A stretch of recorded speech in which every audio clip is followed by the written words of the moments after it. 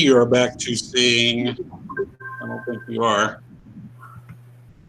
Well, just a second.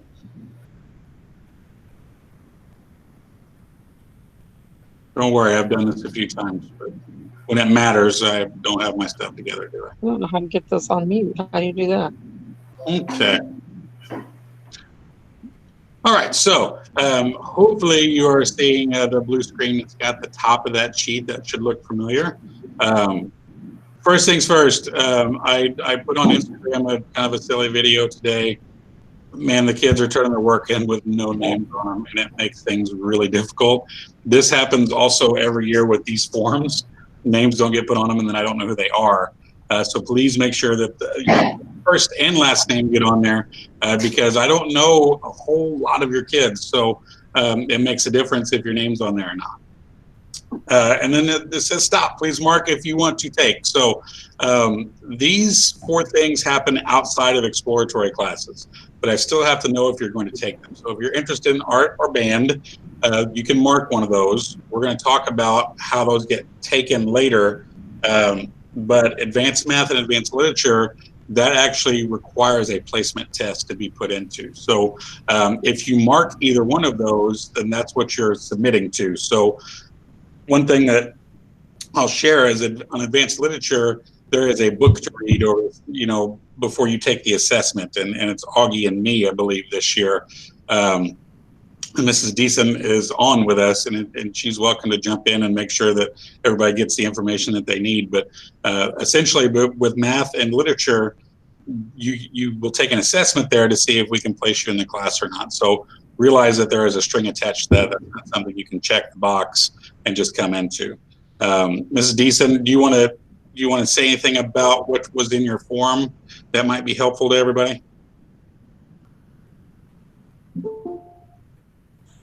Yeah, you just, we're going to be emailing you guys a form that has like information on it. The 6th graders will upcoming 7th graders will contact Mrs. Swan. She's the 7th grade literature teacher if you're interested.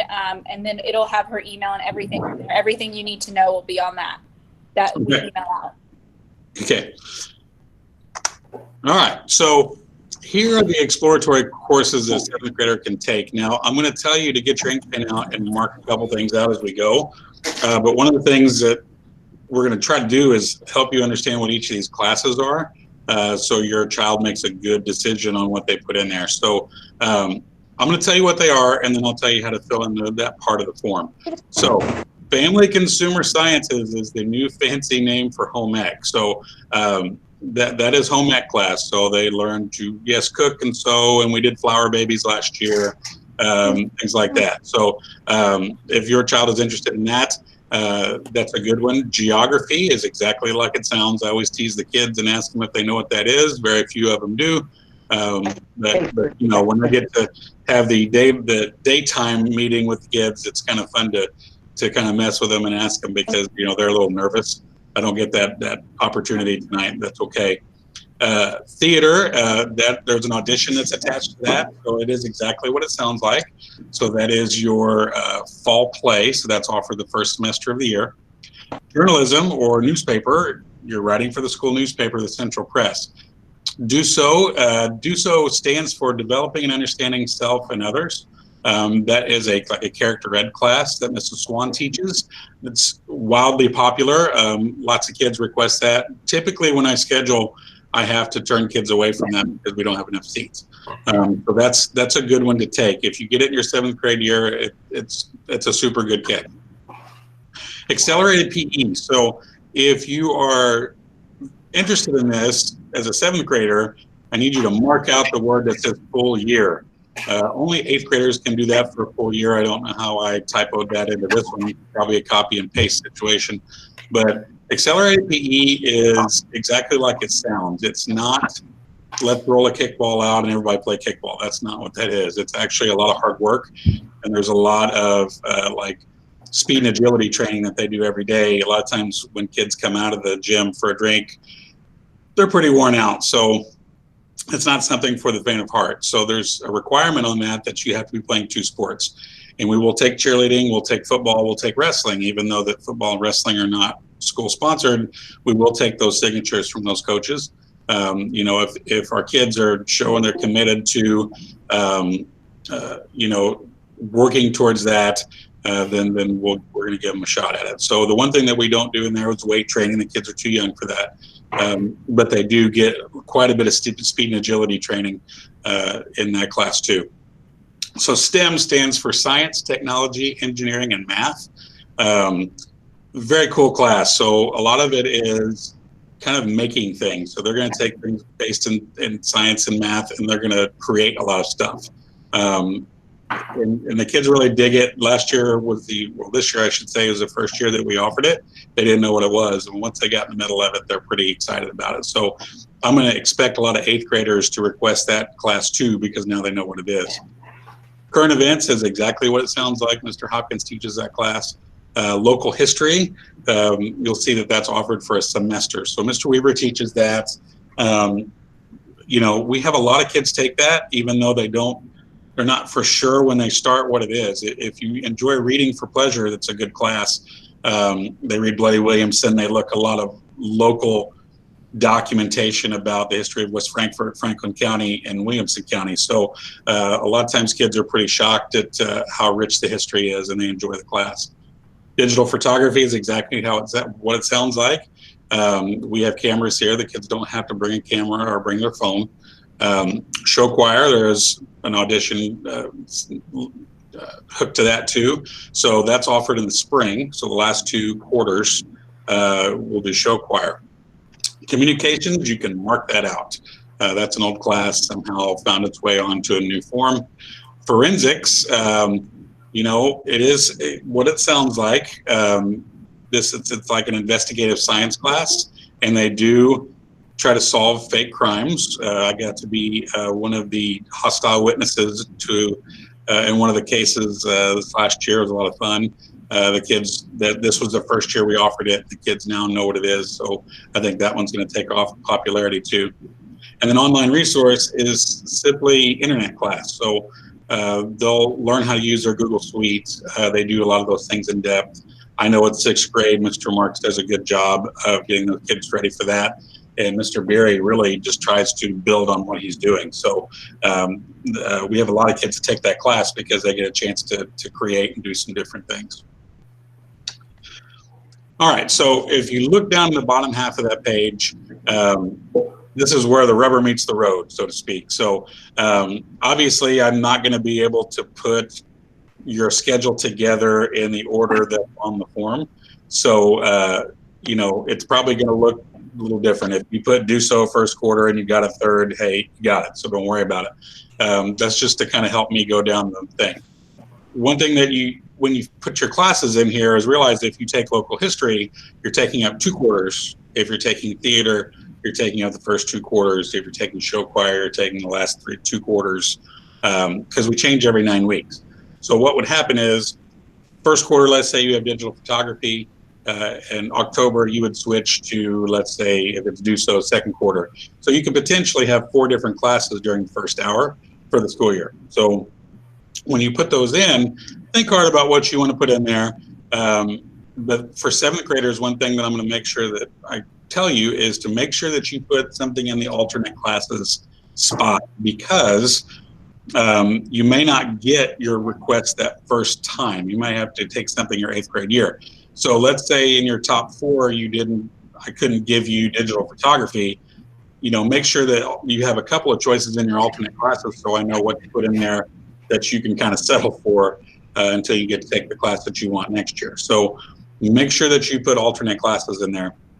Otherwise, I have to pick one for you, and you may not like it, and you know, then we get into that whole thing. So, but yeah, that's this is the part that I'm looking at. So we're really only talking about first hour of the day.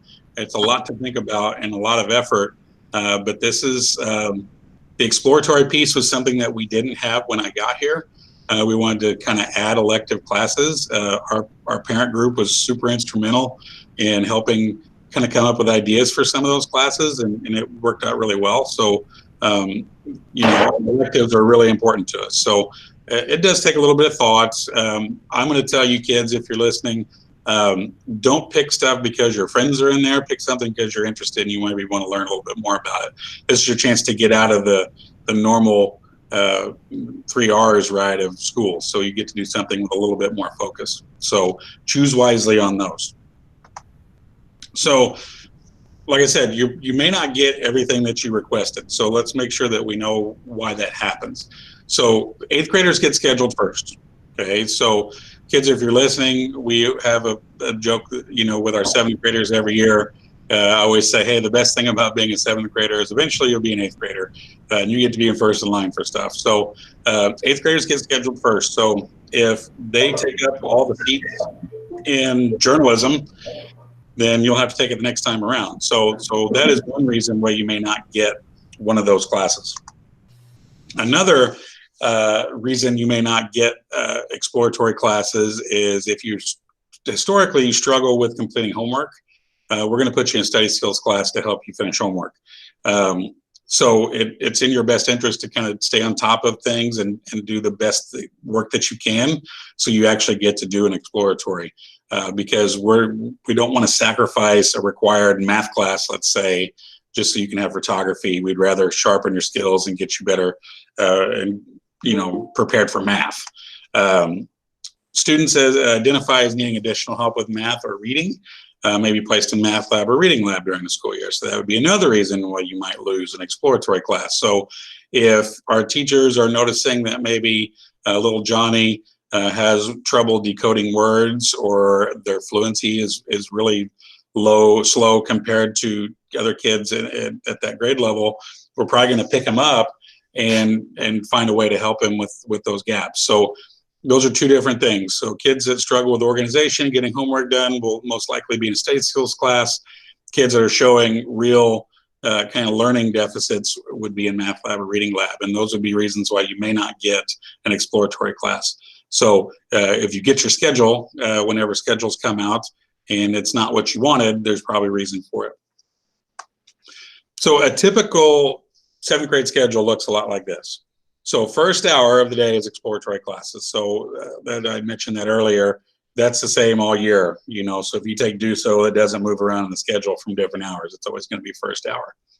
Every single 7th grader will have math. Every single 7th grader has literature and English and science and social studies. Gear Up, Band, and Art is a little bit different animal. So all kids are going to be in Gear Up unless you want to take Band or Art. Band or Art will replace Gear Up on the schedule. So if you didn't mark Band or Art, you're going to end up in Gear Up, because that's the normal place on the schedule. So if you did Band last year, make sure you mark Band, but know that you won't have a Gear Up class. If you're interested in doing Art, same thing. Art's going to replace Gear Up. Now, I know a lot of kids will want to do both, but at the 7th grade level, it doesn't work that way in our schedule. So what I would advise is taking Band 7th grade year, and then 8th grade year, you can actually do both. You wouldn't be able to do that during 7th grade year. So you can take Art your 8th grade year, because there's actually room on the schedule to put it in there. So keep that in mind. And then every kid has PE, you know, unless there's some medical reason that you can't. So that is basically the typical schedule. I mean, that's what every kid's schedule will look like. You are not in cohort groups where you move from room to room. Every kid has their own individualized schedule, which means that they are going to be more independent and have to take care of those organizational things themselves. So, you know, that's one of those anxieties that you know, new junior high parents have. So that's something that we'll work with the kids through as we go. So here's what's next. At registration, we give schedules and lockers out, and most likely based on the calendar, not because I get to set the date. Based on the calendar, it would be August 5th and 6th, if that still takes place that way. Okay, so, you know, we're in a spot now where we don't really know where we're going to be when it comes to that, but typically it would be that first Wednesday and Thursday of August. We're going to have a couple of days for students to walk the building. We always do this. It kind of helps them find their rooms and lockers and find their way. This year, we're going to have to do something a little bit probably more intensive, because we didn't get to have that day with the kids to kind of help them around. So kind of be on the lookout for that. We will offer something to make sure that everybody knows how to get to where they're going, and hopefully to take advantage of that. The kids that do those visit days, they actually have a leg up on every other 7th grader because they've already got their patterns down, their routine down, their routes, their lockers practiced.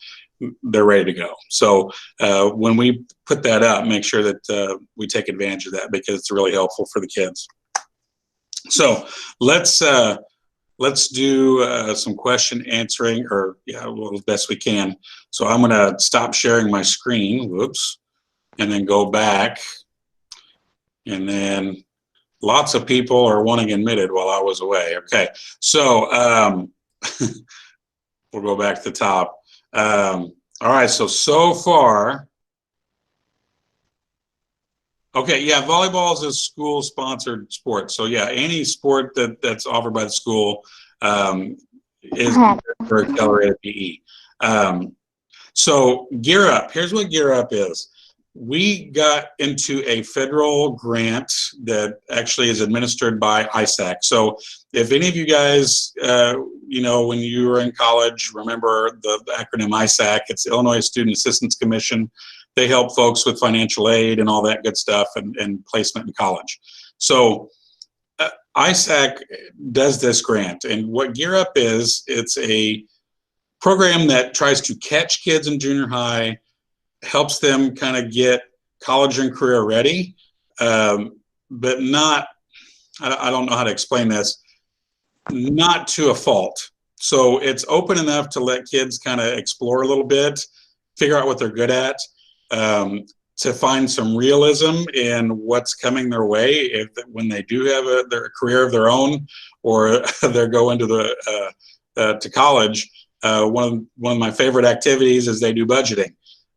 So for example, they pick at random a career, they're assigned a salary, and then they have to make their budgets. And then once they realize how much money they don't have, it's actually a lot of fun. Some kids draw great and they pick the doctor that makes $200,000 a year and they can afford lots of extras, and some kids do not get that job.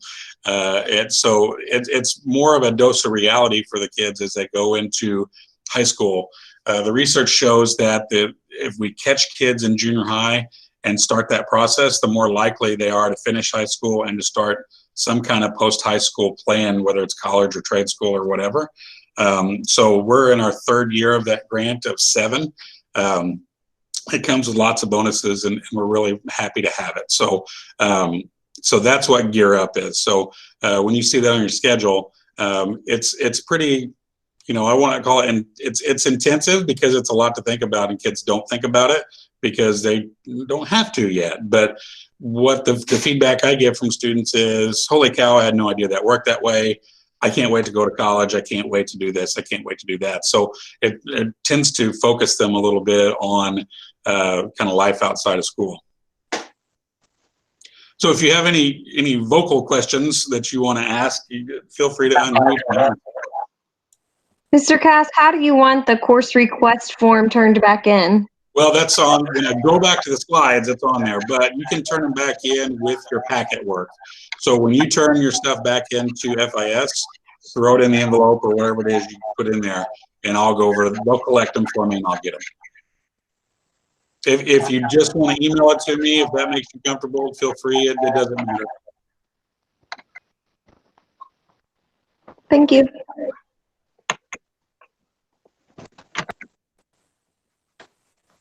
Any other questions? I know there's some siblings in the bunch, so you know, so I know some of our parents are seasoned. They kind of know what's going on. Somebody asked, how do you get the packets? These are the packets that your FIS sent your schoolwork. So that was attached to, I think, to the top page of that stack of papers. And then Andrea asked a question about on the communication. If they put an alternate in there, I'll make sure I use the alternate. So don't feel like you have to redo one. That'll be okay. Full semester classes are local history. That's either first or second semester. Show choir is only the spring semester, and then theater is only the first semester.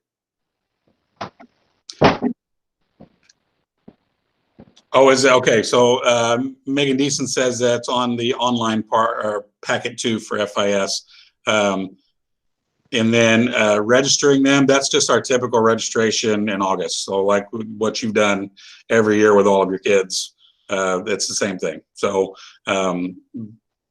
yeah, theaters for the fall, and it's 2 quarters. So it's the first 2 quarters.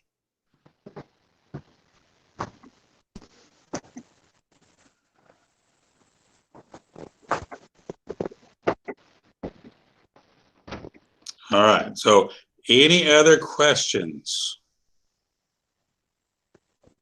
Okay, so here's what I'm gonna do. I'm gonna go back to the presentation.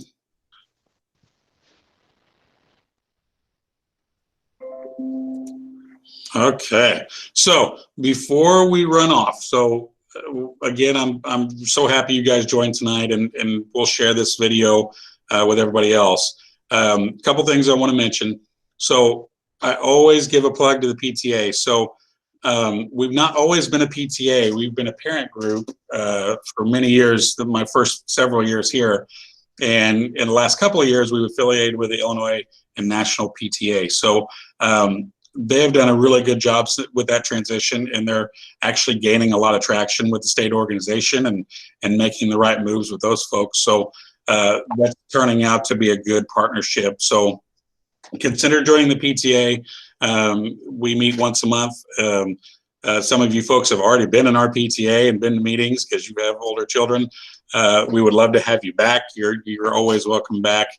Follow us on Facebook and Instagram and Twitter.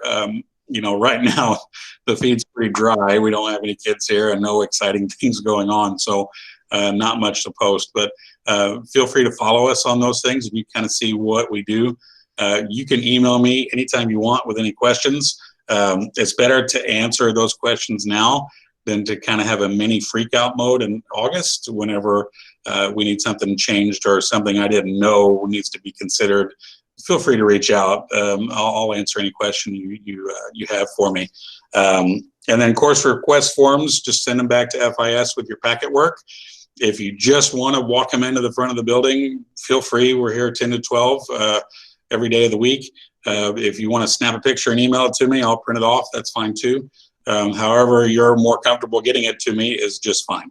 And then very much lastly, you know, this is a tough transition for a lot of kids, and for some kids it's totally not. And what we try to get in the business of is creating kids on the right. So if you look at that graphic, you know, that needs to be our kids' superpower. So if we are working together as a school and parents and families and kids, you know, we're trying to help them through all those kind of stumbles as they go to make them more successful. You know, just to use a simple example of a locker. We have some kids that fly through lockers and it's never a big deal. We have kids in tears the first week of school. And we just work and work and work. We help them work through those setbacks. And we always try to remind them, hey, man, it's a bruise. It's not a tattoo. It's going to be okay. Take them, you know, the more serious example, little Susie didn't make the basketball team, or I failed a test. You know, those things, you know, we have to teach them how to build on those things and to recover from those things, because part of our mission is getting your kids ready for high school. You know, we are not a final destination. We are the kind of the farm system for making good high school students. So if we can teach kids to learn from their setbacks and to move on from their setbacks and to be successful after a setback, we're making great high school kids. And that's what we're trying to do. So, so I really do appreciate everybody joining tonight. Let's go back here to the actual screen. We did have a few people leave, but not that many. And then Lori, packets are at FIS, so yes, you can still pick those up. But if there's no more questions or anything else I can help you with tonight, then that's all I had for you. Be on the lookout for some updates, because you know, I can't tell you when we're going to be in phase 4 and when people can come back into the building and do normal things. I don't get to make that decision. So unlike you guys, I have to play the situation as it is. even if I don't like it. So normally we would have done a lot of activities to get the kids ready for next year, but we haven't been able to do that. So so just be patient with us. Pay attention to Mr. Dawkins' daily updates. There's always things that pop up in there.